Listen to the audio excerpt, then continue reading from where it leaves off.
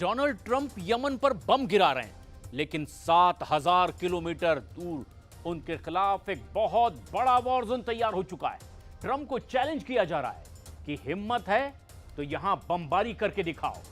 और यह ऐसी वार्निंग है जिसमें कोई गलती हुई तो वर्ल्ड वॉर रोकना बहुत मुश्किल हो जाएगा।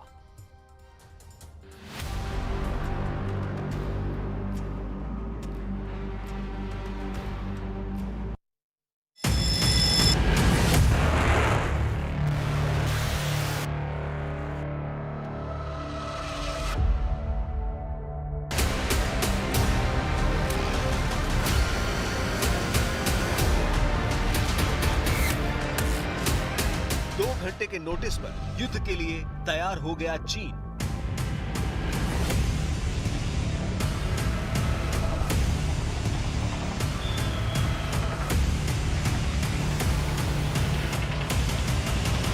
दो घंटे के नोटिस पर हमले के लिए निकल गए चीन के जंगी जहाज।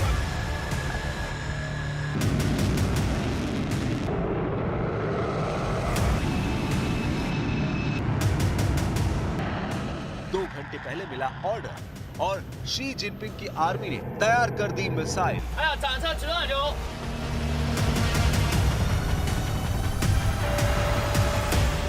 फिर वो वीडियो रिलीज किया गया जिसमें मिसाइल अनलॉक की गई।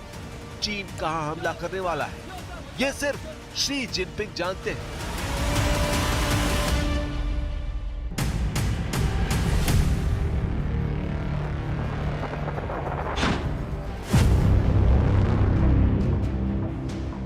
इसके 6 वीडियो देखकर डोनाल्ड ट्रंप की पैसिफिक कमांड के हाथ पांव फूल गए हैं। चीन ने अपने हर आक्रामक हथियार के वीडियो वायरल कर दिए हैं। चीन का टारगेट ताइवान है, लेकिन असली चैलेंज तो डोनाल्ड ट्रंप को है। दूसरी बार अमेरिका की गद्दी संभालने वाले डोनाल्ड ट्रंप के पास भी ये वीडियो भेजे गए हैं। कोई शक नहीं कि अब ट्रंप को भी एहसास हो गया है कि टैरिफ वॉर वाला बिगुल बजाकर उन्होंने बहुत बड़ी गलती कर दी है।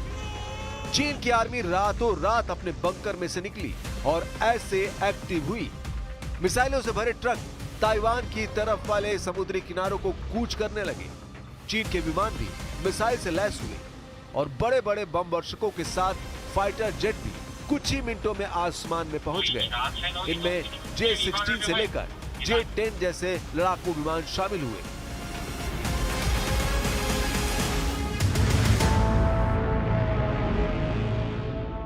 चीन की नौसेना भी ताइवान की तरफ बढ़ने लगी। बड़े बड़े डिस्ट्रॉयर एक्टिव कर दिए गए और साथ में चीन के एयरक्राफ्ट कैरियर भी विमानों को लॉन्च करने लगे। चीन ने ताइवान के आसपास अपने हथियारों को लॉन्च करके बता दिया कि 24 घंटे के अंदर वो क्या कर सकता है। ताइवान के आसपास युद्धाभ्यास की शक्ल में शी जिनपिंग के इरादों में बहुत बड़े हमले की बू आ रही है। एयरफोर्स, नेवी और आर्मी को एक साथ युद्ध लड़ने का ऑर्डर ऐसे नहीं दिया जाता। शी जिनपिंग ने अपनी फोर्स को ताइवान पर हमले वाली तैयारी का बहुत बड़ा हुक्म जारी किया है, क्योंकि चीन को लग रहा है कि ताइवान को उससे अलग करने की कोशिश हो रही है।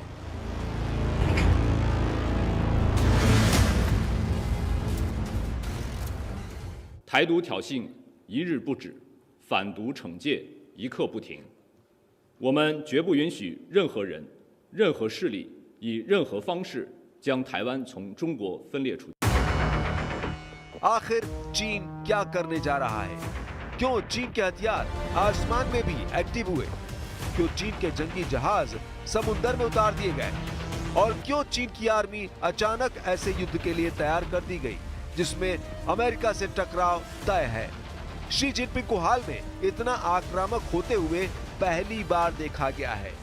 ताइवान को लेकर चीन में एक अलर्ट ने पूरी शी जिनपिंग सरकार में पैनिक मचा दिया है। चीन इसे अभी युद्धाभ्यास बता रहा है, लेकिन उसका दावा है कि अगर ताइवान को लेकर अमेरिका या किसी भी देश ने उसके मामले में दखल दिया तो अंजाम युद्ध से भी खतरनाक होगा। 只要台独分裂势力挑衅一次，解放军就进取一步。台独分裂势力与外部势力勾连的越紧，我们封锁台岛的锁链就会拉得越紧。 ताइवान को फौरन खतरा महसूस हुआ।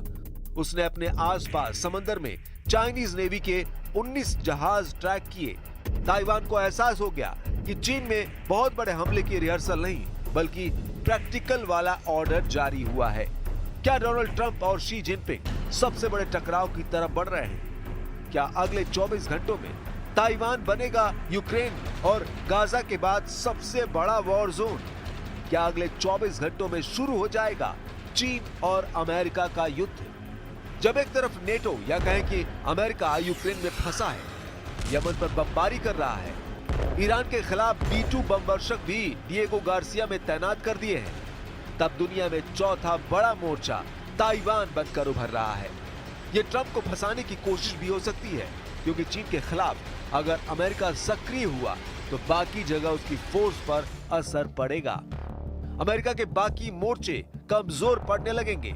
ये बात ट्रंप बहुत अच्छी तरह जानते हैं। ऐसे में अमेरिका को चुनना होगा कि उसका बड़ा मोर्चा कौन है, ताइवान या फिर ईरान। अमेरिका जानता है कि चीन लगातार मजबूत हो रहा है। उसकी अर्थव्यवस्था से लेकर उसकी मिलिट्री पावर अमेरिका को चैलेंज कर रही है। चीन की नौसेना में आज की तारीख में अमेरिका से ज्यादा जहाज हैं, जबकि उसकी फाइटर जेट वाली टेक्नोलॉजी अब अमेरिका को बराबर की टक्कर दे रही है। चीन को लेकर अमेरिका इस वक्त बहुत ज्यादा बेचैन है, इसमें कोई शक नहीं। ट्रंप पहले ही आर्थिक मोर्चे पर चीन को परेशान कर चुके हैं। चीन पर भारी भरकम टैरिफ लगाने के बाद अब अमेरिका और चीन में आमने सामने का टकराव शुरू हो गया है।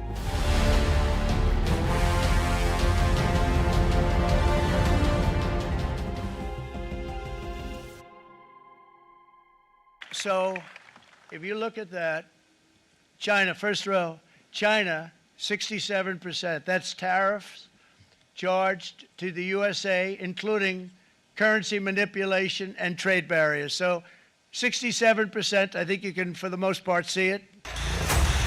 भले ही ताइवान इसमें सबसे बड़ा बहाना हो, ताइवान वाले वॉर जोन में हुआ क्या, उसे बहुत गौर से समझिए, क्योंकि यहाँ जिस युद्ध का खतरा है वो अचानक नहीं पैदा हुआ, वो लगातार बढ़ रहा है।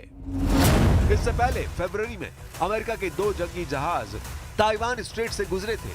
तब एक आर्लेग बर्ग क्लास का guided missile destroyer USS Ralph Johnson था और दूसरा था अमेरिकी नौसेना का सर्वे शिप पाथफाइंडर।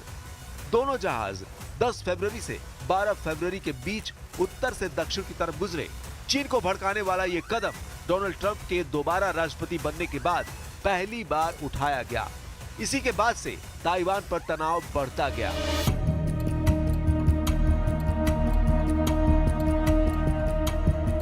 अमेरिका के वॉरशिप ताइवान स्ट्रेट से गुजरे हैं। यह करीब 180 किलोमीटर चौड़ा समुद्री गलियारा है, जिसके एक तरफ ताइवान है और दूसरी तरफ चीन।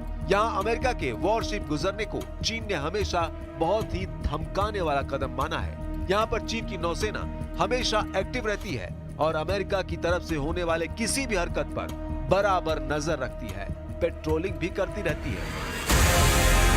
अब एक तरफ अमेरिका के राष्ट्रपति डोनाल्ड ट्रंप हैं और दूसरी तरफ चीन के राष्ट्रपति शी जिनपिंग। दोनों के बीच कड़वाहट का लेवल बहुत ज्यादा है और दोनों के बीच ताइवान एक नया एपिसेंटर बनकर पूरी दुनिया को डरा सकता है, क्योंकि चीन ताइवान के मुद्दे पर 1 सेंटीमीटर भी पीछे हटने के लिए राजी नहीं है। चीन को डराने के लिए अमेरिका ने अपना बेड़ा जापान और हवाई द्वीप पर तैनात किया हुआ है। अमेरिका के ये बड़े बड़े जंगी जहाज प्रशांत महासागर में रूस और चीन दोनों को काबू में रखना चाहते हैं। इसीलिए ताइवान को लेकर अमेरिका अपने सुपर पावर वाले स्टेटस का प्रदर्शन लगातार कर रहा है। प्रशांत महासागर में अमेरिका के दोनों बेड़े अपने आप में किसी बड़ी नौसेना के बराबर हैं। इससे निपटना कई देशों के लिए मुश्किल हो जाएगा। अमेरिका के कैरियर बैटल ग्रुप में क्या क्या होता है, अब उसे समझिए। इसमें एक बड़ा सुपर कैरियर होता है जो 1 लाख टन का डिस्प्लेसमेंट पैदा करता है। इसमें 90 लड़ाकू विमान और हेलीकॉप्टर तैनात रहते हैं। इसमें तिकोन देरोगा क्लास का मिसाइल क्रूजर होता है। इसमें आर्लेग बर्ग क्लास के 4 मिसाइल डिस्ट्रॉयर होते हैं। ऐसे बेड़े के साथ रसद के लिए सप्लाई शिप भी रहते हैं। साथ में पानी के अंदर दुश्मन को रोकने के लिए एक परमाणु पनडुब्बी भी रहती है। चीन को कैसे रोकना है, ये अमेरिका की समझ में नहीं आ रहा। ट्रंप से पहले चीन को लेकर बाइडेन सरकार बहुत आक्रामक नजर आई, लेकिन बाद में पेंटागन में चीन को लेकर सन्नाटा छा गया। ट्रंप ने भी हमेशा बाइडेन को इसी बात पर घेरा कि चीन को लेकर वो नरम रुख रखते हैं, लेकिन अब तनाव बढ़ने लगा है। चीन के आगे ताइवान की सेनाएं बहुत कमजोर हैं। ताइवान एक छोटा देश है, वो चीन के हमले को बर्दाश्त नहीं कर पाएगा। वहीं चीन दुनिया की सबसे बड़ी नौसेना बन चुका है, लेकिन फायर पावर के मामले में अब भी वो अमेरिका से बहुत पीछे है। हालांकि चीन से आए जितने वीडियो हैं, वो युद्ध के खतरे वाली तस्वीर साफ कर रहे हैं। आने वाले दिनों में चीन की तरफ से ऐसा पावर शो जारी रहा तो दुनिया में एक और युद्ध का खतरा बढ़ जाएगा।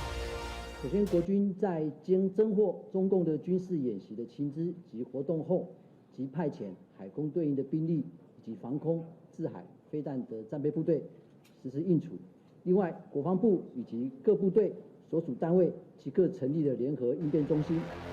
चीन को रोकने के लिए ताइवान का ये सीक्रेट मिलिट्री बेस भी बहुत एक्टिव है। यहाँ किसी भी मिशन के लिए तैयार है F-16 और मिराज 2000 दोनों फाइटर जेट एक्टिव कर दिए गए हैं। कंट्रोल रूम से टेक ऑफ का ऑर्डर मिलता है और आगे बढ़ जाता है ताइवान का ये बहुत ही खतरनाक लड़ाकू विमान। उड़ान की शुरुआत 2 मिराज 2000 से होती है। जेट इंजन की दहाड़ सुनिए। इस गड़गड़ाहट के साथ दोनों मिराज टेक ऑफ करते हैं, क्योंकि कंट्रोल रूम से ऑर्डर आया है कि ताइवान के एयर स्पेस से दुश्मन दाखिल हो रहा है। ताइवान इस वक्त बहुत ज्यादा तनाव में है। उसकी पूरी सेना इस वक्त युद्ध वाले मोड में है। ताइवान में इस वक्त यही चर्चा है कि चीन कोई बड़ी साजिश रच रहा है, लेकिन अब तक चीन के प्लान के बारे में किसी को कुछ नहीं मालूम। हाँ, चीन के जंगी जहाज और उसके लड़ाकू विमान ताइवान के आसपास जरूर मंडरा रहे हैं।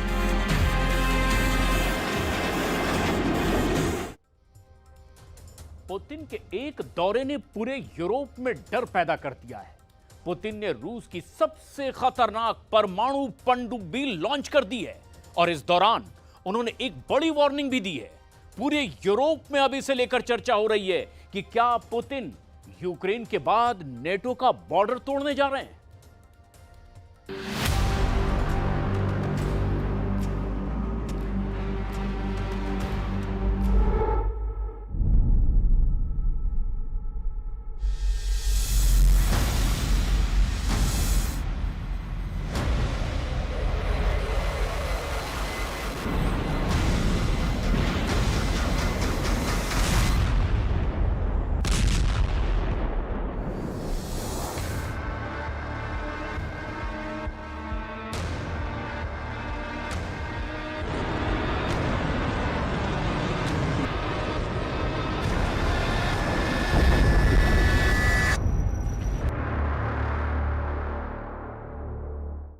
И крылатые ракеты «Циркон».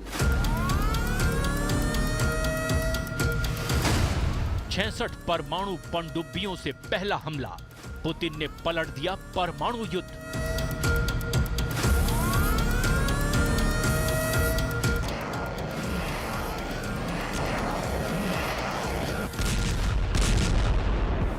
यूरोपियन यूनियन के 27 देश और अमेरिका को छोड़कर नेटो के 31 देशों ने रूस को इतना मजबूर कर दिया है कि पुतिन ने 3 साल से ज्यादा की जंग में पहली बार परमाणु पनडुब्बी से यूक्रेन समेत यूरोप पर हमले के आदेश दे दिए हैं।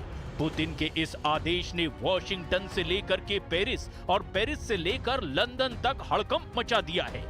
हम आपको रूस यूक्रेन जंग की वो खौफनाक खबर दिखा रहे हैं जहां अब किसी भी वक्त भयंकर परमाणु जंग शुरू हो सकती है। इन 3 तस्वीरों में आप साफ देख सकते हैं कि इस वक्त दुनिया सर्वनाश युद्ध के कितने करीब पहुंच चुकी है। फ्रांस के राष्ट्रपति मैक्रो पहले ही कह चुके हैं कि फ्रांस यूरोप को बचाने के लिए पूरे यूरोप में अपने परमाणु हथियार तैनात कर सकता है, जबकि कुछ दिन पहले ही ब्रिटेन के पीएम कीर स्टारमर ने ब्रिटिश पनडुब्बी से रूस को धमकाते हुए कहा था कि रूस को ब्रिटेन पर हमला बहुत भारी पड़ सकता है। वॉर जोन से आई एक्सपर्ट्स की रिपोर्ट के मुताबिक रूस की 66 पनडुब्बियां काला सागर से युद्ध को पूरी तरह से पलटने के लिए तैयार हो चुकी हैं। दावा किया जा रहा है कि रूस ने जमीन, आसमान और समंदर तीनों तरफ से बड़ी एटमी जंग की तैयारी पूरी कर ली है। यूक्रेन के साथ साथ ब्रिटेन, फ्रांस और पोलैंड पर सबसे पहले बड़ा परमाणु हमला हो सकता है।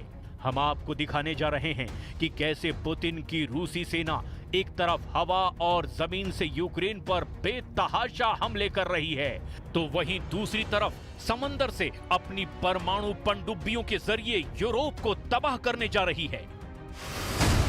परमाणु युद्ध से पलटेगी बाजी, यूक्रेन टू यूरोप सर्वनाश।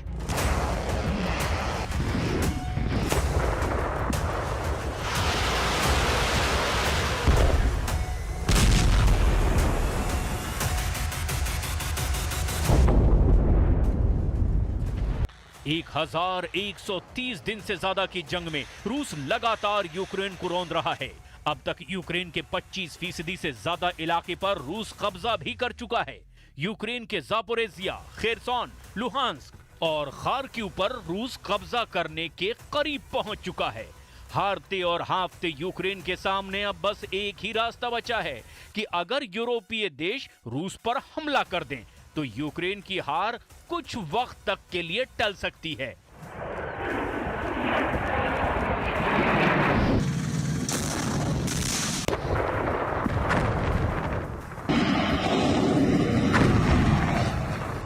हाल ही में पेरिस में हुई मीटिंग में राष्ट्रपति जेलेंस्की ने तो साफ कह दिया कि रूस के राष्ट्रपति पुतिन मरने वाले हैं, जिसके बाद रूस बिना शर्त युद्ध विराम के लिए मजबूर हो जाएगा। यहां तक कि फ्रांस के राष्ट्रपति मैक्रों और ब्रिटिश प्रधानमंत्री कीर स्टारमर ने तो रूस को धमकी देते हुए कहा कि रूस कभी भी यूक्रेन को नहीं जीत पाएगा। ऐसे हालात में पुतिन ने अचानक रूस से लेकर बेलारूस तक अपने सभी एटम बम एक्टिव करवा दिए हैं। रूस की परमाणु मिसाइलें, परमाणु बम वर्षक और परमाणु पनडुब्बियां पूरी तरह से हमला करने के लिए तैयार हो चुकी हैं। और अब हालात ये हो चुके हैं कि राष्ट्रपति पुतिन खुद रूस की एक परमाणु पनडुब्बी में पहुंच गए हैं और कमांडरों को साफ आदेश दे दिया है कि परमाणु हमले के लिए पूरी तरह से तैयार हो जाओ।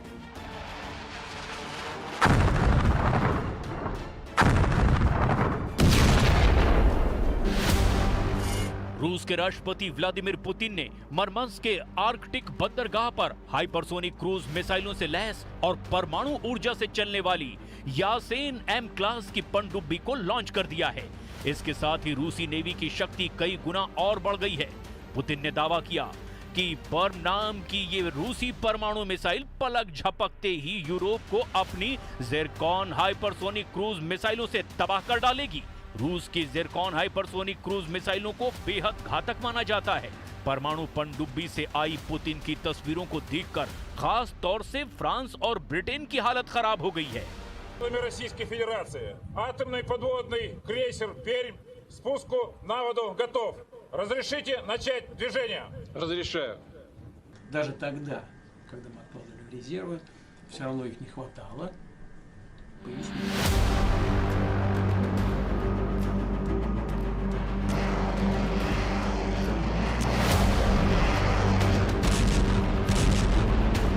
पूरी दुनिया रूसी परमाणु ताकत का लोहा मानती है।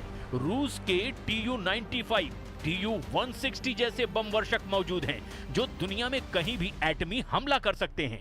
हम आपको दो तस्वीरें दिखाते हैं जिससे आपको पता चलेगा कि पुतिन ने अचानक यूक्रेन और यूरोप के खिलाफ अपनी परमाणु ताकत को आखिर क्यों उतार दिया है।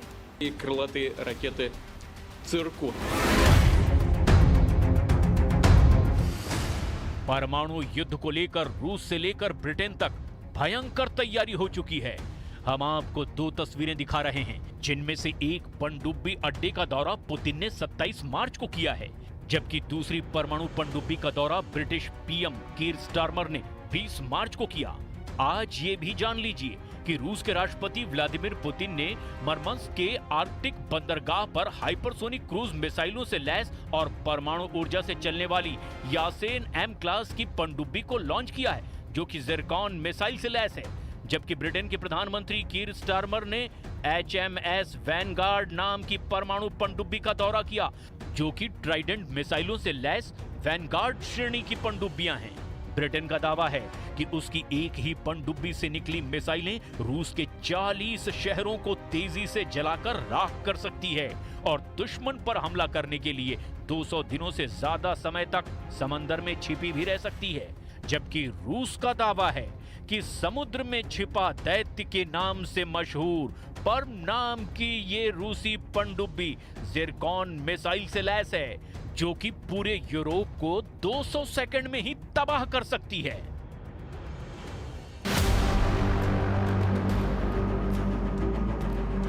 उधर दूसरी तरफ नेटो ने तेजी से रूस के मुकाबले की तैयारियां शुरू कर दी है। जो दावे किए जा रहे हैं वो बेहद हैरान करने वाले हैं। रूस के हाथों यूक्रेन की तबाही और बर्बादी देखने के बाद से यूरोपीय और नेटो देशों के सामने सिर्फ और सिर्फ एक ही रास्ता बचा है, या तो रूस से सीधी जंग करो या फिर अपनी जान बचाकर मैदान से भागो। पेरिस, लंदन और ब्रसेल्स में नेटो और यूरोपियन यूनियन की मीटिंग में यह बिल्कुल साफ हो चुका है कि यूरोपीय देश किसी भी कीमत पर पुतिन और ट्रंप की डील को नहीं मानने वाले हैं।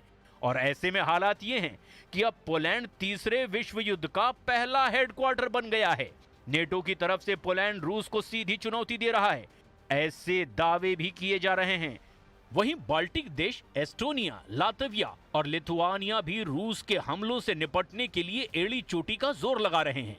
दावों के मुताबिक पोलैंड में 1,20,000 नेटो सैनिक जमा हो चुके हैं। फ्रांस के स्पेशल फोर्स के लगभग 6,000 स्पेशल कमांडो पोलैंड में मौजूद हैं। इधर रूस ने बेलारूस में अपने स्कंदर मिसाइल 5 महीने पहले ही तैनात कर रखी है। खबर यह भी है कि अगर पोलैंड की तरफ से रूस पर हमला हुआ तो बेलारूस की तरफ से यूक्रेन पर रूस और बेलारूस की सेना मिलकर के बड़ा हमला कर देगी। नेटो की इस चाल पर ट्रंप की मुहर नहीं लगी है, ऐसा दावा भी किया जा रहा है।